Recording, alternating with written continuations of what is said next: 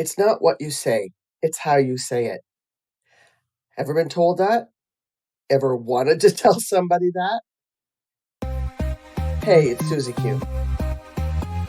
To say to somebody, it's not what you say, it's how you say it, is implying tone of voice. And I got told that a lot growing up. I took sarcasm to a whole new level. But looking back and putting myself back in those situations, sarcasm is the only way I knew how to express myself, because expressing myself any other way never got heard. So I don't even know where I would have learned sarcasm from, to be honest. But anyway, I did. I got hell for it. And funnily enough, nothing changed. I remained sarcastic probably into my early 30s. I don't actually remember when I stopped being sarcastic, but what I do remember is having a friend many years later that was and is still very sarcastic, and it used to make me crazy until I was able to see myself in her, put myself in her shoes, and go, okay, that's the place she's coming from. She doesn't mean it to be sarcastic or condescending the way sarcasm sometimes comes across. It's just her wounded self, and that's how she expresses it. Because she either doesn't know how to express it any other way, or she tried, like I did, to express it and got shot down. So I overlook it. But a lot of people don't. And I don't just mean sarcasm, I mean tone of voice. And it could be for a myriad of reasons. It could be that certain tone from your boss reminds you of when you're about to get in trouble from your mom. I'm not going to go into all of the reasons, because that's just actually really not the point of the podcast. But tone of voice is, and not just the way you speak outwardly. And we're going to delve into that in a second. What I'm going to present is really interesting, and I believe will help you from this day forward for the rest of your life, if you choose to use the tools I'm about to present to you. But first, I want to talk about from the perspective of people don't do things to you, they do things for themselves as it relates to tone of voice. So there's a couple things here. Tone of voice is in, how they say beauty is in the eyes of the beholder. Tone of voice is more in the ears of the beholder. So if you're going to get offended by somebody else's words, that's your shit. If somebody else is going to get offended by your words, that's their shit. You should not have to change the way you speak to appease other people who have not taken the time to clean up their wounds that caused them to be offended or affected in the first place. Okay? Now, that being said, on the other side of that, we also have kind of a social standard, like a criteria we've accepted when in conversation with others, and sarcasm, for instance, or, tone of voice is a part of that. In order to be accepted, we have to behave a certain way, i.e., talking respectfully. And of course, that makes sense for social cohesion. It makes perfect sense. And that doesn't mean that we get to dictate to other people, because we are a little oversensitive, how they should and should not carry their voice. And the social cohesion is how the world has gotten to the place it's gotten, because everybody is so scared to be their true selves, really, and just be who they are and say what they want. And by the way, when I say that, I'm not talking about mass chaos. When people are true to themselves, they are honest and but empathetic and kind and generous, while at the same time speaking their truth. And by their truth, I mean speaking from their beliefs and their opinions. It means that they're not scared to disagree, to have a conversation with someone and disagree with somebody else's beliefs and point of view. That's what makes a functional society, to be able to banter back and forth freely without fear of repercussions.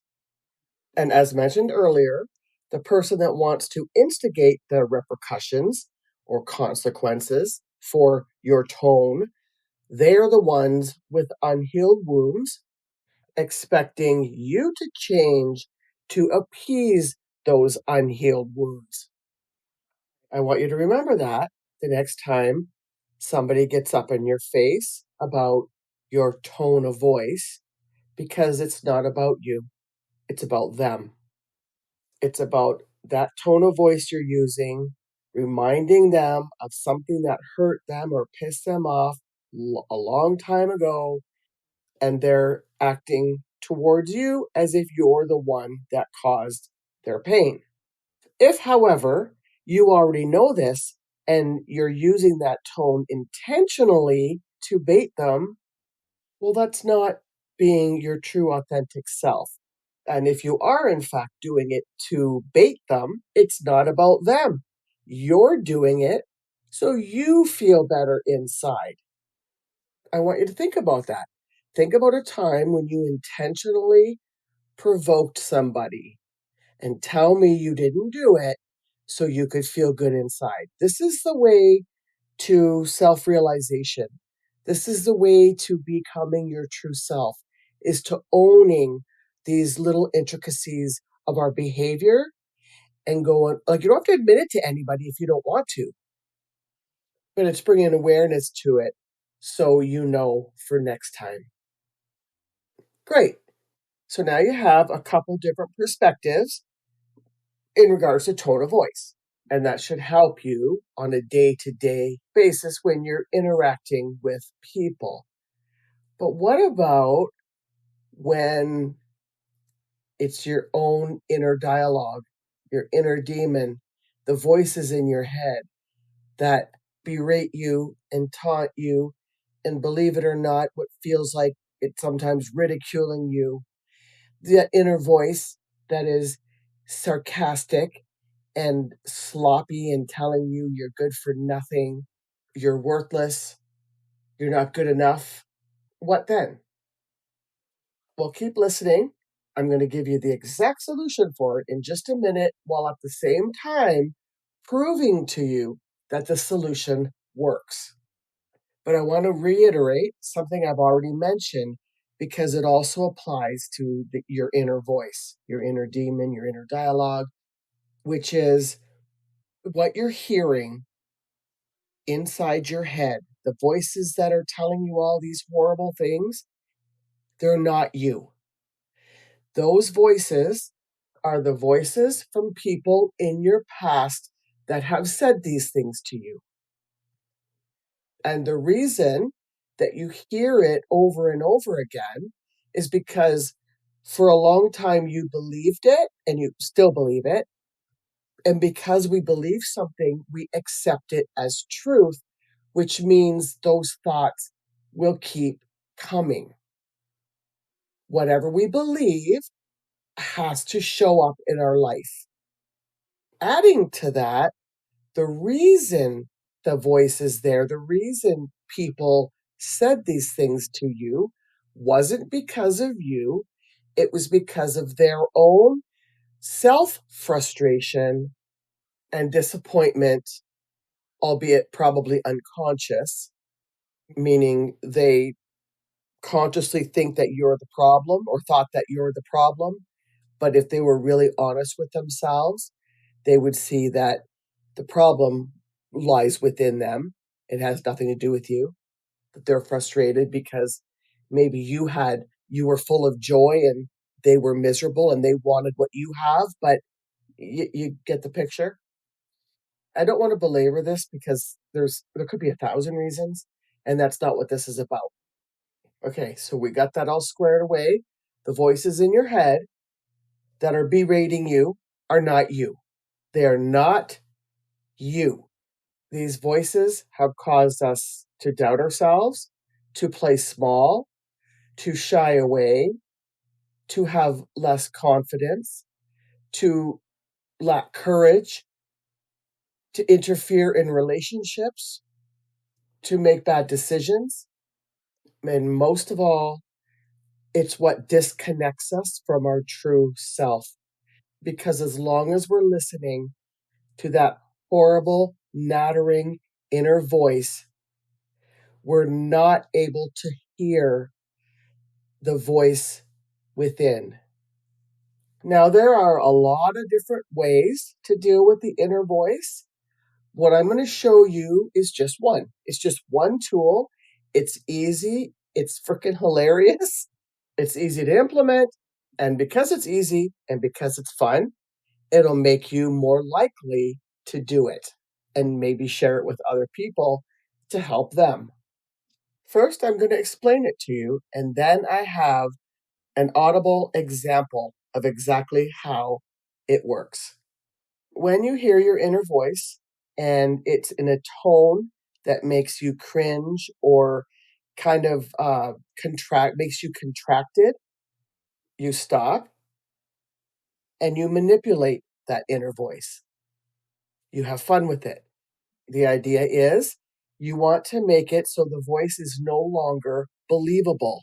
And one way you can do that is by making it into a cartoony voice. Or you could take somebody that you distrust and insert their voice to the words you're hearing inside. And don't tell me you can't do this, because you can. Because you know, and I know, we've all distorted our mother's voice at some point in time. You know, like when your mother said, Susie, it's time for you to go clean the house. And what did you do? Oh, Susie, it's time for you to go clean the house. That was sarcasm, and that isn't going to work because it kind of just adds fuel to the fire in that instance. But you're capable of doing it, and you've done it before. We've all done it before. So now I'm just asking you to do it for your own well-being.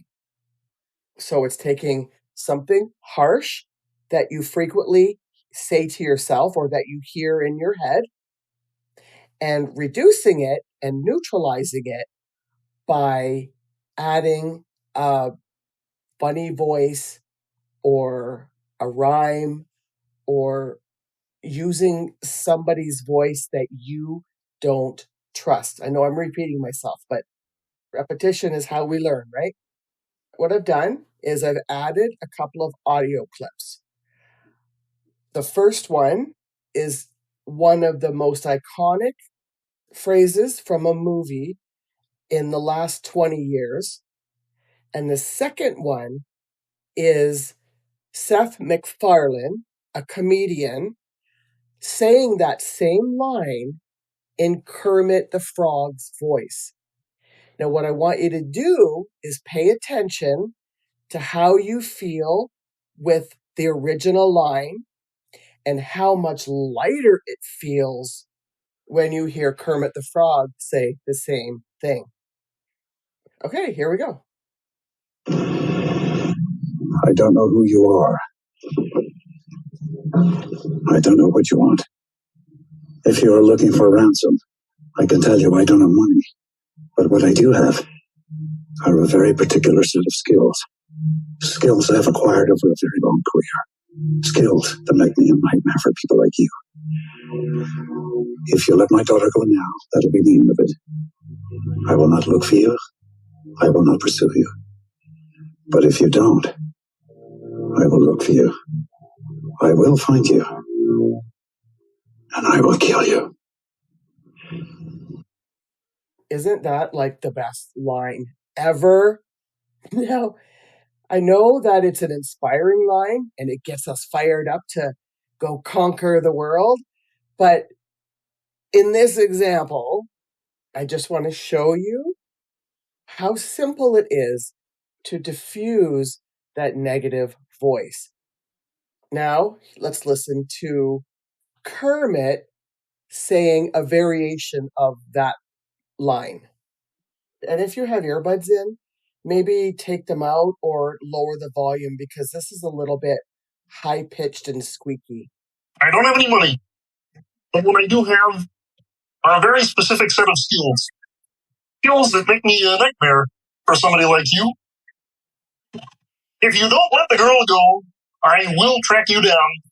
I will find you, and I will kill you. This actually sounds hilarious. And if you see the whole clip, like the real clip, there's a lot of laughter in the background and it is hilarious. And that's exactly what you want to do with your inner voice. If your inner voice sounds like Taken, which is the movie this clip is from, then what you want to do is the Kermit voice or any other ridiculous voice that you can muster up to neutralize the emotion. You do this enough, and that inner voice will start to peter out, and eventually it'll either stop or you'll just find yourself laughing or giggling and not have to do it anymore.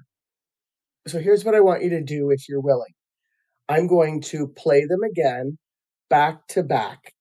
And what I want you to do is think of a common negative, berating thought that you get often and replace that with the Taken. Imagine that is your inner voice.